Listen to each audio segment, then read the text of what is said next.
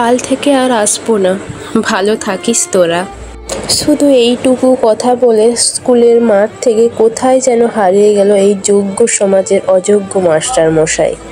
খবর এলো আগামীকাল থেকে স্কুলের প্রিয় স্যার আর আসবে না। কোথাও আবার কান্নার ঢল নামলো, শিক্ষা প্রতিষ্ঠানের প্রিয় দিদিমণির চাকরি খোয়া গেছে। এই রকম হাহাকারে কান্নাকাটিতেই দিন কাটলো সমস্ত রাজ্যবাসী ছাত্রছাত্রীর। কারা যোগ্য কারা অযোগ্য আমি জানি না, শুধু একটা কবিতার মাধ্যমে এই দেশের দুর্নীতির কিছু কথা আমি তুলে ধরতে চাই নবান্নদের জন্য।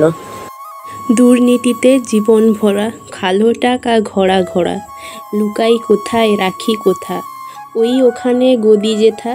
শিক্ষা যদি বেচতে পারি, আসবে টাকা কাঁড়ি কাঁড়ি। চাকরি পাবো চাকরি কোথায়, ওই তো হোতায় মরিচিকায়।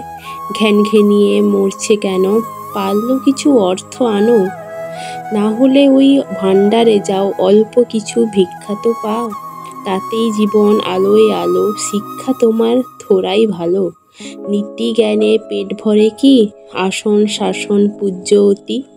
টাকার আশায় নির্বিচারে নোংরামিতে আছড়ে পড়ে, সমাজ স্রোতে ভাসতে গেলে কলিয়ে কোথায় যাবে চলে।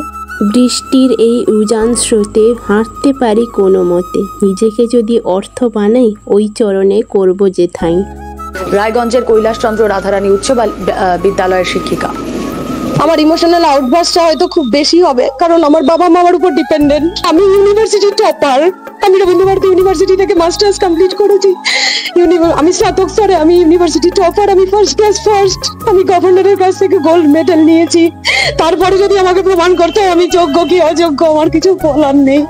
এত বড় মানসিক একটা কাজ, এত বড় অপমান সামাজিক, কিভাবে মেনে নিয়ে গিয়ে চলো জানি না। আমি মানসিকভাবে ভীষণভাবে ভেঙে পড়েছি। না, এর থেকে সুপ্রিম কোর্ট পারলে আমাদেরকে মৃত্যুদণ্ড দিক, এটা মেনে নেওয়া যায় না।